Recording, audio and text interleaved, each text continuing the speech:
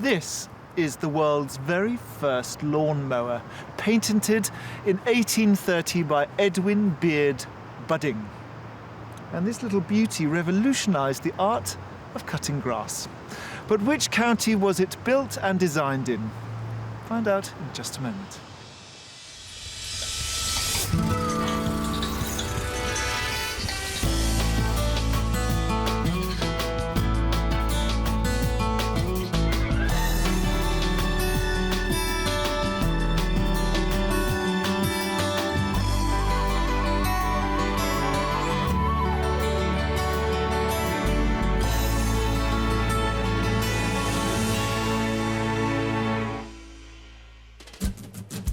On today's show, I'm helping a couple of second-time-around newlyweds find their first and forever home together. And early on, our property search gives them some uplifting extras. I love the balcony. That's really struck me, that. But ultimately, will it be the mystery house that steals the show? There's a big smile on my face. There is, I can see. Today we're in Gloucestershire and I'm here in Stroud, and it was near Stroud that Budding, who was a mechanic, went in and out of the cloth factories and noticed that the cylindrical blades that cut the fabric would also be good for cutting grass. Now, he tried out his prototype on his lawn at home, but at night to avoid his neighbours' curiosity and perhaps their ridicule.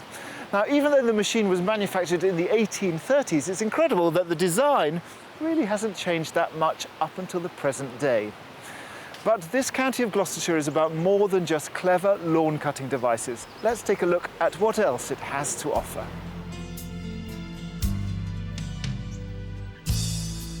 Gloucestershire is bordered by Wales to the west and 6 English counties, including Worcestershire and Wiltshire.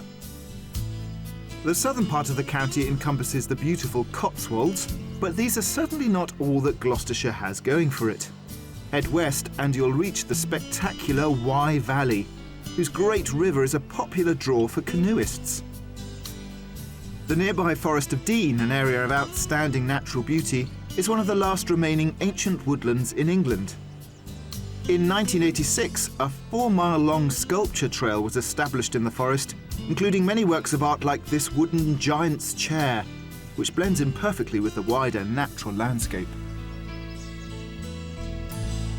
Unsurprisingly, living in this glorious Gloucestershire countryside comes with a hefty price tag. You will be paying £290,000 for an average detached house, which is 15% above the national average. That said, if you come south towards Stroud or west towards the Forest of Dean, you're going to get a lot more for your money than in the crushingly expensive Cotswolds. So what kind of house will be the one for today's buyers, Howard and Valerie from London? Let's meet them and find out, because the story of their relationship could be described as a modern-day fairy tale. I was 17 at a steel band dance. Yes. And we went out for about 18 months. And he asked me to marry him, and I was too young. I said no, and we went our separate ways.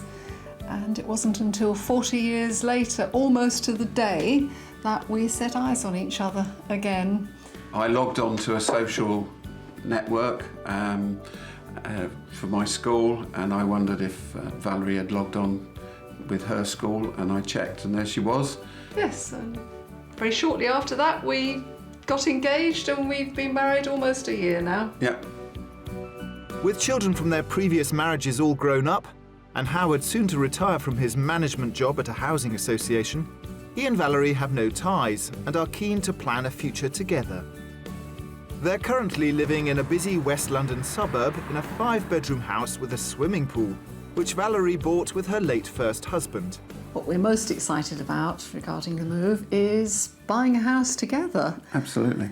We've never had a house together, and we'd be just completely starting afresh. New house, new furniture, new garden, new friends, new life, and it is very exciting. It is, yep. After a lot of careful thought, they've set their hearts on living in Gloucestershire. Our only concern about moving is that we're going to be a little bit far away from our friends and relatives. But having said that, one of the criteria that we've laid down is that a maximum of 2.5 hours drive. So it's not the end of the world that we're moving away from this area. And once they get there, they'll be jumping headlong into country pursuits. We love walking. We're looking for places out in the country where we can walk. I go clay pigeon shooting. I'd like to pursue that more. One of the things that we are hoping to do when we move is to have a beehive. It's something that I've often wanted to do, is have a hive, but it's just not practical to have one in London. As far as the new property goes, their must-have list isn't a huge one. Our dream house would be a relatively modern house. It must have a double garage for my classic cars. Or the possibility of building one if it hasn't got it there. A reasonably sized garden, because eventually I'd like to build a swimming pool in the garden for Valerie. With Howard's property already sold, plus the future proceeds from the sale of Valerie's house, they've worked out what they can afford to spend. Our budget for the move is up to £600,000. As even the most westerly part of the county is accessible from London within 2.5 hours thanks to good links with the M4, we can extend our search as far as the Welsh border. Howard and Val are meeting me in Gloucestershire to tell me more about what they'd like in their first home together. Welcome, you guys, to a very, very green and slightly damp, but as yet no rain, Gloucestershire. Morning. So we're quite excited that you're looking for a more contemporary property, because we're always showing people things with thatches and beams, but you don't want that. No, I've been in the building industry for 40-odd years, and I'm due to retire at the end of this year, and I don't really want to be renovating an old property. I've had enough of it. So what do you want, Val? What's on your top 3 features? Certainly easy to manage, eco-friendly if possible. It has got to have either a double garage or space to build a double garage. For all your cars? Yes. Yep. Yes. Yes. Sure. Other than that, 4 bedrooms, so that the family can come and stay. Good. A reasonable sized garden, and close to amenities. I think that's, yes. Swimming pool? If there was a swimming pool, it would be lovely. Space for a swimming pool? Space for a swimming Space pool, for a yes. So that's something you could do? I could do, yes. I could project manage that. Project manager like that. Not do it. No. Get someone else to do it. I'll do it. Great. Well, I have to say we're very excited because we found some really lovely properties. Because obviously, contemporary properties, you get that little bit much more for your money. So the weather is looking quite bright. A little bit of sunshine coming through the clouds. So let's go and look. Looking forward Come with me. Our buyers have £600,000 to spend on their first home together, and they'd like it to be a modern house with 4 bedrooms, a double garage for Howard's cars, a swimming pool for Val or space for one, and a garden large enough for their beekeeping ambitions. We've selected 3 gorgeous properties to tempt them with, and at each one they'll have to guess the price before I reveal it. The last one will be our mystery house, which could prove there are no boundaries to finding their dream home. Time to hit the road and go to our first property. Are you good at making friends? Are you the sort of people that kind of, within a few weeks, will have a network of new friends? Will you be missing the ones that you've had back in London? I'll miss my neighbours. We've got a very close community within our road. I'll miss them terribly. But I think hopefully we'll be able to make good new friends. There's no reason why we shouldn't. And also, people love to visit people in the countryside. Yes. So you might well have quite a lot of time with them anyway. We anticipate our children coming to see us very often. Yeah. So Christmases and all those things, will there be a full house? Hope so. Yep. That's the idea. We're travelling to the village of Brockweir, close to the border with Monmouthshire. We're just under 10 miles from the M4 for those trips back to London. Lying on the eastern bank of the River Wye, the focal point in this lively community is the village shop. Staffed by volunteers, you can buy fresh baked bread and a wide range of local produce here, as well as posting your letters and grabbing a newspaper. Our first house should get us off to a flying start. It's a modern build dating back to the early 1970s, and it should be right up their street. And the double garage could instantly please Howard. This is the house I want to show you. House number 1. double garage. Yeah, it's very striking. Yes. It is, yes. The first impression is good, yeah. Yeah. I love the balcony. That's really struck me, that. Yes. Sitting out there overlooking the valley would be fantastic. Yes. Well, maybe we should go in and check it out. Yes, Yeah, well, please. please, yes. That seems like a good start. And to take in the brilliant view from the best vantage point, we're heading up a couple of steps to the front door and then up another flight to the main living space. And here we are. This is the famous view. Lovely, lovely. That is stunning. So it's a slightly topsy-turvy house. So you come in on one floor. It's sort of staggered. You come in one floor and there's 2 bedrooms down there, which you can have a look at later. Okay. But then the main living space is on this first floor. I think that's lovely, having the living on the area where you have got the view and you know, sleep downstairs. It doesn't really matter. Yeah. It's- There's a wood-burning stove in the corner. Yeah. Yes, fantastic. Well, the love story with this property seems to continue, and I expect they'll find the kitchen just as impressive. So, quite a kitchen. It is. Big. Huge. It is. Huge. Yes, it is. It's quite the most extensive fitted kitchen I think I've ever seen. That's amazing, isn't it? It's very, very well done. And leading to a lovely dining room there. Again, Yeah, with let's take a look. all those windows. There's lots to catch your eye down here. Yes. Beautiful space and A swimming pool. My pool, my pool. Yes. It's yes. exactly the same one that you've got. Yes. Yes. It looks. so it's actually an above ground pool. Yes. Yep. But it's still boxed in. Good thinking. Well, that sneak preview of the pool has really put a smile on Valerie's face. So far, so good. And also on this floor, there's a good-sized utility room and a shower room, both located off the kitchen. Now let's explore the sleeping arrangements this house offers. Back down on the ground floor, where we came in, are 2 generous bedrooms, along with a shower room, so there's plenty of space for visiting friends and family. As we head upstairs, on the next level, there are 2 other bedrooms, both large enough to fit in a double bed. These both share a family bathroom. But we're climbing to the very top of the house to have a look at what's currently being used as the master. So this they've carved out of the loft space into their master bedroom. Yes. That's one thing that you're not too keen on, No. is it? No, I don't like skilling. Yes.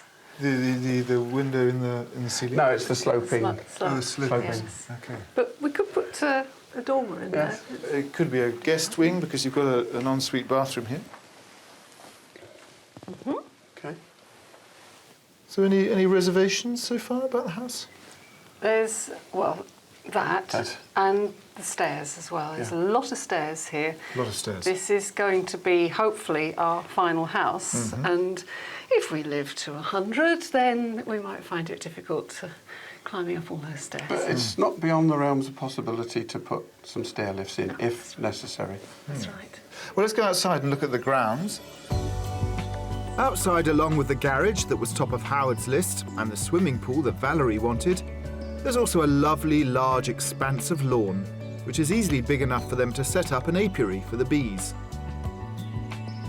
Through the double doors. I like these doors. Let's come onto the lawn and we get a good view of the whole property. I mean, stunning views. It's like the garden is an amphitheatre for these incredible views down the Wye Valley. The view is stunning, it really is. OK, so how much do you think this property would set you back? Well, I think it's below our budget. I'm going to guess at 545. What about you, Val? I'd have thought it's closer to our budget. I'd say 580. Well, this property is on the market and it's been on the market for over a year and it's now valued at 535. Wow. My I wasn't that goodness. far out then. So you get, I am impressed with you that. get a Yes. lot of beautiful property and incredible views. Yeah. So have a look round and I'll meet you in the garden. It's very nice here. And then we can push on from there. All right. Okay. There you go. Right. Well within their budget at £535,000, this beautiful modern house with breathtaking views offers them everything they're after and more. There are 5 bedrooms, a swimming pool, a beautiful garden with enough space to keep bees, and a double garage for Howard's cars. The sun's shining. Oh, yes. Look at that stunning view. It's lovely. And it is so quiet. I'm impressed with the house. I'm really taken with the price, I have to say. Very impressed. The pool is perfect. I always said I wanted to pick up my home in London and put it down in the country, and this goes a long way to doing that. Hello. Hi. Have we won you over with this first house? Yes. Yes. Do we need other options? There's a lot going for it. Yes. Really, That's what we like to there's an hear. awful lot going for it. Oh, you've got another 2 to view. Yes. Look forward to it. One right now, so follow Okay. me.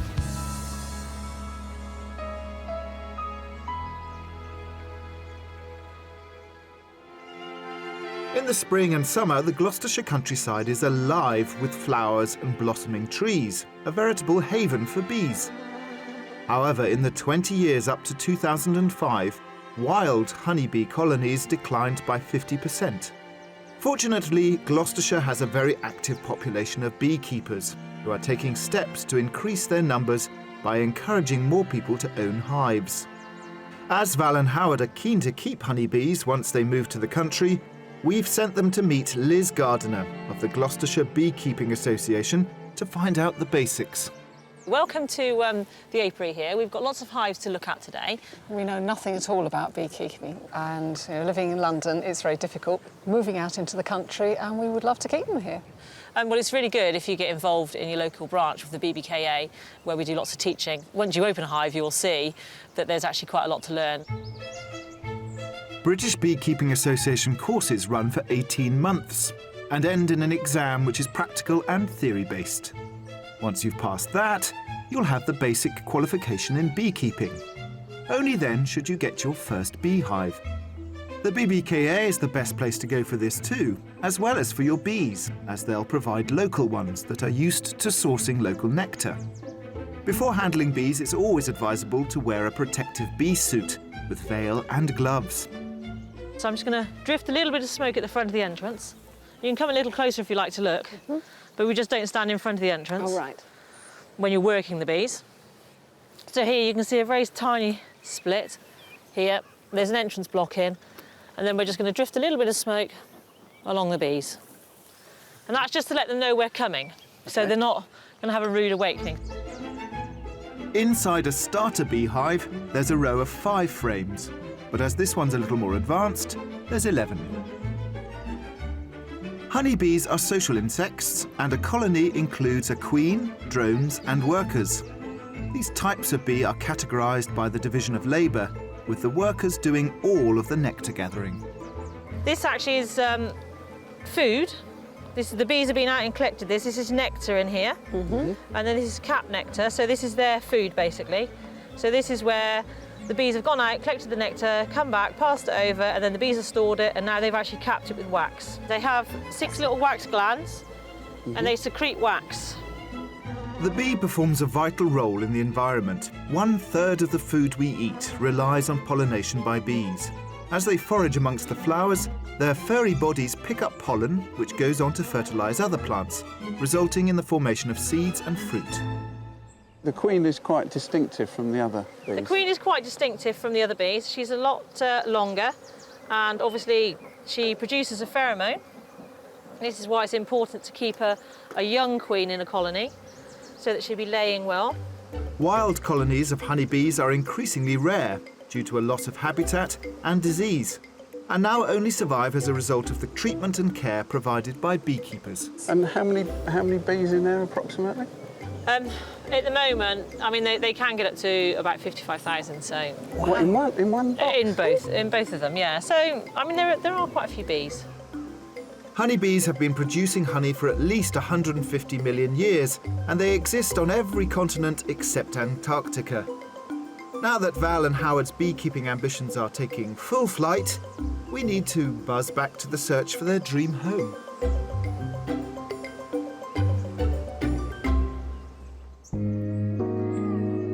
We've travelled around 4.5 miles from Brockwere to the parish of Wollaston. situated on the western edge of the Forest of Dean. We're within easy reach of the A48 and the Severn Bridge, which gives access to the M4 to London. Lying on the north side of the Severn estuary, Wollaston is a beautiful setting, surrounded as it is by both woodland and undulating farmland.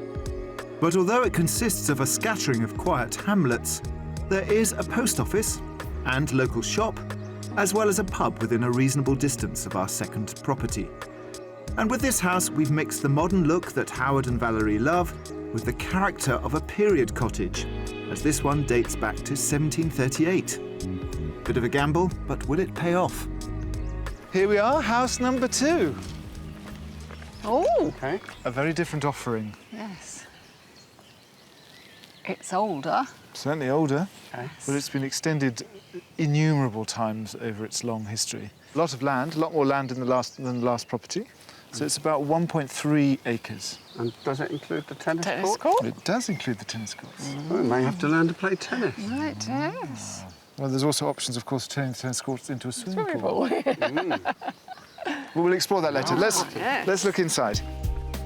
Well, no compliments so far, I notice, but hopefully the mix of old and new elements inside will be to their taste. So a lovely porchway. This is actually the last bit of the extension they've done. They did in the last 2 years. And then it goes into the kitchen, which is there. And again, an extension that they've put on. Oh, that's lovely. That's more than adequate, isn't it? Yeah. It's more cottagey, isn't it? It's the fittings are fitting in a cottage. But very homely. Yes. And then there's a perforated wall that takes you through to... Well, this is actually the oldest part of the building. This was the original kernel of it, I say, back in the 18th century. I think it's lovely. I like the fireplace. This is not the main sitting room. This is what they call the breakfast room. Okay. The main lounge is in the new part.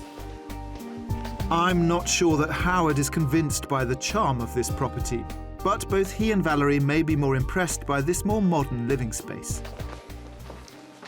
So here you can see there's the oak floor throughout with the underfloor heating. And another wood-burning stove. Yes. It's actually a very green house. You've got the solar panels on the roof, underfloor heating, which is obviously better.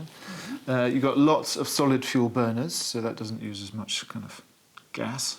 Okay. Very good. I'm getting a more muted response from the two of you on this one. Yes. It's You're not kicking your heels and... no, it's dark. Well, let's go upstairs. That's a bit lighter. Well, our two lovers of all things modern are proving a tough nut to crack. Also downstairs off the kitchen, there's a useful utility room and cloakroom, both bang up to date. While off the living space, there's a good-sized dining room, as well as a study, both with the same lovely oak flooring. And upstairs, they'll find no lack of light in the bedrooms. There are 3 guest rooms up here, all very good sizes for accommodating visiting friends and family. And these all share a very stylish modern family bathroom. But we're heading up the impressive oak staircase to see where they could be sleeping. This is the master. So it has a big ensuite and a big walk-in wardrobe. Lovely. That's one thing I've always wanted, really. And then you are down at the bottom of the valley. So the views are more up the fields. But lovely open country views, nevertheless. Yes. OK, well, I'll let you explore upstairs, but let's go outside, because it's got quite considerable more land than the last. Outside on this 1 1/3 acre plot, as well as that tennis court, which sits alongside a wooden summer house, there's an immaculate lawn with space for a whole host of beehives, which looks out onto those countryside views. So come up to the top and we have a little vantage point of your domain, or could be domain. So you've got the house. We have 1, 2, 3, 4 sheds. So what do you think it's worth? I would reckon it's 500,000. I would go in a little bit lower. I'm going to go in at 445. 445. OK, so this house is on the market for £50 short of 600,000. Oh. Yeah. Oh, dear. So slightly optimistic in your price here. But often our pricing reflects what we like or dislike about the property, so... Yes. So there is a lot you haven't seen, so do explore outside particularly. You've seen most of the inside. There's a few bedrooms you haven't seen. And we'll meet back outside. OK. To see what happens. All right. OK. Thank you. On the market at a fraction under their top budget of £600,000, this beautifully refurbished period cottage offers them almost everything on their wish list. 4 bedrooms, a garage and outbuildings for Howard's cars, beautifully maintained mature gardens with scope for keeping bees, and a tennis court which could be turned into a swimming pool. Going round the back to enter the house, there's a lovely modern aspect to it. Big windows, great. But then when you come inside, that is just in the hall. But the rooms going off were still very dark and with small windows, so there wasn't the light flooding into it. The owners have obviously spent a lot of time and a lot of trouble and a lot of money on improving the property, but I was a little bit disappointed at what I perceive to be a lack of character. It's not really for me. There they are. All right, you two, you seen everything you wanted? Yes, thank you. Yes, yes. Done inside and out? Yes. Yes. Ready to go? Indeed, yes. OK, let's rest and recuperate. Thank you. It's been a long day.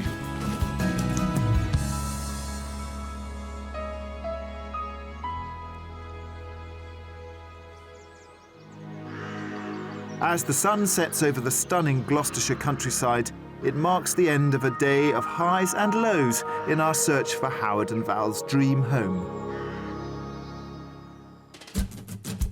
Armed with their £600,000 budget, newlywed retirees from London, Val and Howard, are property hunting together for the first time in their lives.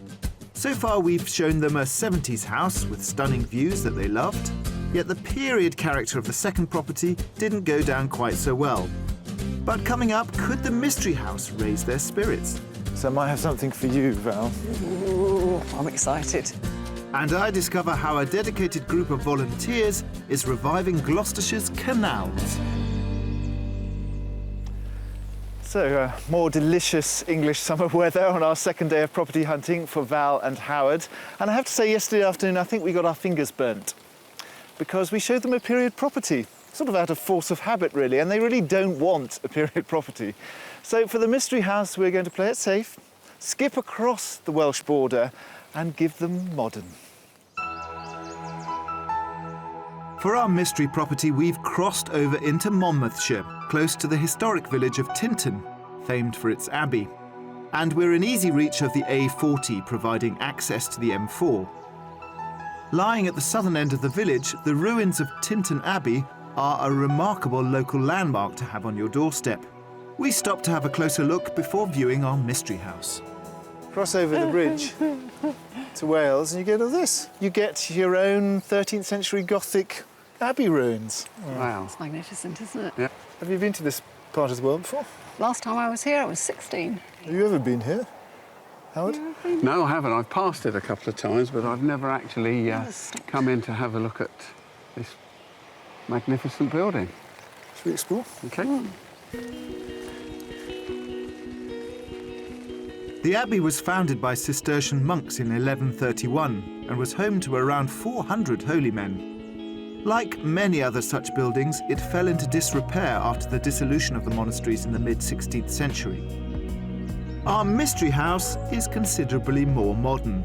Built in the 1920s and surrounded by forest, it's completely secluded. Finally revealed, here it is, the mystery house. Yes, this is what we've been waiting for. That's lovely. Music to my ears, very good. This is an exceptional property. I mean, I've seen a lot of properties, as you can imagine, on the show. I don't think I remember seeing a property that has such an incredible situation. And especially for you, Howard, a triple garage. I am impressed. Can't wait to get Is it inside. your style? Very attractive. Yes, yes, that's lovely. Well, I've got something for you as we step forward. I'm excited. On the way to the house, take a look to your right. Oh! There's your swimming pool. Fantastic. Pleased? It's lovely. Let's take a look inside. Sessions get better. We're definitely singing in the rain with those reactions to the garage and the pool. And the style of our mystery house seems to have struck a chord too. I think they'll be equally enamoured with the interior. So, come on in. Straight into the brand new kitchen. It's about 2 years old. Very impressed. Lovely. Good size. Yeah. Very bright. It's window seat Very, there. very cottagey, although it's in a modern building. Yes. Yeah. So this is a kind of new creation, although it actually takes lots of the old details. You see these rather interesting reliefs on the cupboard fronts. There's a squirrel and some oak leaves. Those are from the original 1920s kitchen. Wow. And they saved those and then fitted them into this brand new kitchen. Yep. Is it your style? Do you keep it this way? Oh, certainly. There's a big smile on my face. There is, I can see. I'm delighted that they're so taken with this house, and the dining room should just add to their excitement. Oh, that is magnificent, lovely. yes. Lovely. It's a good size, yes. So would your furniture fit in here? I think certainly we've combined two house worths at the moment into the one house. And we're sorting out exactly what we want to bring. But because it's a completely new start, there's very little that we're actually going to be bringing with us. We're going to take the opportunity of choosing some nice furniture. Yes. It's just a great, nice space. You could do all sorts of things with it. Flowing off the dining room is a cosy sitting room with patio doors and a wood burner. And there's more. So there's a little study in there. This is an extension this end, and there is actually a front door there, sort of porch room, and then a bedroom. So that could be a sort of guest wing. But this is the main spiral staircase up. It's an interesting staircase. It's noisy. It is. Upstairs there are 2 guest bedrooms, both of which have enough space for a double bed, along with plenty of built-in storage. And they both share a modern panelled bathroom. But we're heading for what could be Howard and Val's room. It's enormous. That's a good size, isn't it? Look at these lovely views of the... I mean, this forest is just bewitching. And the trees aren't cutting out an awful lot of light into the room, are they? No, they're not. No. And they've got a nice ensuite with a shower, so there's a shower in there. Ensuite. What do you think of the inside space? That's enormous, isn't it? It is, yes, and quite flexible as well. So plenty of options, plenty of storage. With the bedroom definitely offering enough light for our buyers, there's just the outside to consider. We've already delivered Howard's garage and Val's pool, but the grounds offer so much more. Just under an acre of landscaped gardens with plenty of shrubs, bushes and trees, which ensure maximum privacy. And of course, potential for keeping a beehive or two. So lots of nods and smiles, but how much do you think it costs? I think it's over our budget. I'm going to say 625. I would have thought on the budget, I'd say 600. It's on the market for, brace yourself, 575. Wow. Oh! That's a good price. Yes, that's brought another smile to my face. Have a look round. I know you're itching to look into the garage, so go and explore that. OK. On then. Under budget at £575,000, our mystery house stretches them beyond their original search area, but seems to have addressed many of their property demands. The interior gives them those modern clean lines, 4 bedrooms, not just a double garage for Howard, but a triple one, a swimming pool for Val, and a beautiful secluded garden for them and their potential bees. It's a place that's got character, very attractive, good size, lovely. There's a lot of the things that we've been looking for. There's a triple garage, which is an extra bonus, and the pool is already in place. The mystery property I'm very, very taken with, very taken. Living in Wales is, I don't see as a problem. Valerie's relatives are still very close to us. The shops and the main towns are still very close, so I don't see a problem with that at all. Ah, you've been looking at the pool. Yes. Come on down, mind the puddles. So we're all done here. Right. Okay. Time is over here, but let's go and find a place where we can dry off. Right. Come with me.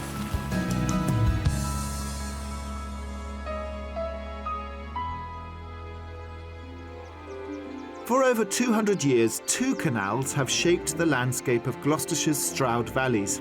The 29-mile Thames and Severn Canal and the 7-mile Stroud Water Navigation. Built in the late 1700s, these were an essential trade link carrying coal between the great rivers of the Thames and the Severn. With the advent of the railways, these once busy canals went into decline and both were closed by the early 1950s. 20 years later, in 1972, the Cotswold Canal Trust was established by a small band of locals who shared a vision to restore and reopen all 36 miles of these historic waterways. I've come to meet Ken Bergin, the Trust's chief executive, to find out more about their work here on the Stroud Water Navigation. What happened when it closed down? When was Well, the that? canal closed in stages between 1927 and 1954. And what happened then is that bits got filled in, bridges got knocked down, pipes got laid across it, rubbish got dumped in it. And that was the real time when the damage was done, and that's what's costing the money to put it right. The big money is being spent on putting right the destruction that has happened rather than necessarily restoring what is left, taking nasty stuff out of the canal, diverting the canal in one place around a rubbish tip, because the original route of the canal's got a road on it now. Volunteers are important to the project, with around 300 people helping out each week. And the man who supervises them is John Pontefract. So if someone joins the Trust and you've got lots of people joining up, what sort of volunteer work would they get to do on a Sunday afternoon? Rebuilding the towpath, that's the most important one. But a lot of the finishing off work you see here on the lock, they've been installing the mooring bollards and, very importantly, the paddle gear that people wind to empty and fill the locks. I have a feeling that I might be getting involved with some of that. Yes, indeed. But what have you got down a here? job for you. Once I'm correctly attired, my mission is to help John pull a barge through the lock to empty the rubbish that's been collected in it from the canal bed. So, pulling away. How heavy is this thing that we're pulling? Many tons. Really? And what we're doing here, effectively, is replicating what people would have done in the very early days of these waterways, where, certainly on the River Severn, boats were hauled by men. Obviously, then it moved over to horses and donkeys. A massive steel like this floats quite easily once you get it moving. That's as far as we need to go. Once the barge is safely in the lock, it's time for some more heavy work securing the lock gates behind it. Then it's just a matter of floating the barge out the other side, with the help of volunteer Paul Weller. Another volunteer? As you can see, it's quite turbulent. John's holding us in position anyway. Yeah, how high do we get? We'll be stood just about level with the section back there. Oh. By then, the two locks have equalised and you can move into the next chamber. British canals have enjoyed a resurgence in popularity, with 200 miles of new and restored waterways opened in the last decade. And the number of boats using the canal system today is far greater than during its industrial heyday. So what do you think's changed people? What is it suddenly the canals have become flavour of the month? It's almost like a green corridor through rural areas, and the footpath or the towpath becomes an exercise machine for people. Yeah. And with the new towpath, obviously, we've got such a good surface, it's allowed access for people with disabilities, you know, in sort of wheelchairs and so forth. Also, it's a nicer route to walk to get from one area to another than along a main road. Well, it's very inspiring. We've risen to our full height now. We have indeed. It is a really worthwhile project because it seems win-win. Everybody seems to gain from it. I've not found a negative yet. Ken, John and Paul, they really inspired me. I mean, it's a long, Herculean task they've got ahead of them to get all 36 miles joining the Severn and the Thames up and running, but it's going to be a wonderful legacy for Howard and Val when they move here. Which reminds me, we have to find out what they think about the houses.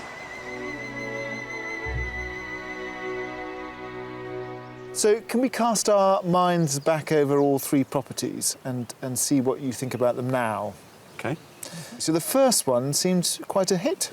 I was very impressed with it. It was modern. There wasn't anything that we needed to do to it straight away. All we would have to do is to furnish it. Any reservations about that first one? But the only reservation that I had was the stairs. It was on multiple levels, and we want this to be our first and last house.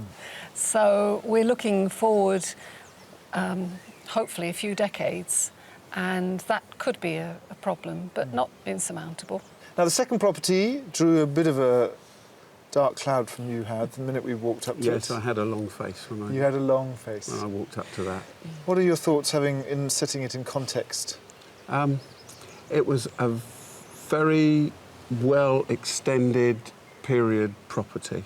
I think for me, the rooms were too small. Although we're not bringing a lot of stuff with us, we've got quite a number of possessions. We're not bringing furniture, we're bringing possessions, and family coming to visit and that sort of thing. And I think that was my main reservation. The third house, you had plenty of room for your furniture, and that seemed like a bit of a hit. What are your thoughts about the mystery house now? It was lovely. First impression, what a pretty house, what a delightful house. The kitchen was lovely. It was a cottage kitchen. I'm taken with the triple garage. I knew that was a winner for you. Yes. Plus the fact, of course, it got a swimming pool, which is exactly what Valerie wanted. And again, it's a property that we could move straight into, we could furnish it the way we want to furnish it, and we could start living in it straight away. Very, very little to do to it. And so what happens next? What are your thoughts? Are any of them sort of jumping off the page? Are you going to revisit any or put an offer in even? Well, we did actually speak to the owner of the mystery house, and he has invited us back to look at the property again because we said that we would like to see it in the sun rather than in the dreadful rain that we've had today. Sneaky, when did you do that? You did that behind my back. Well, we've come here to find the house of our dreams. Yeah. No hanging around. No. Yeah. Because it's a very romantic story that you've met after 40 years and got married, and this is a very big move. So we really hope that we do help in some way to finding that forever home. Thank you very much. And Thank you.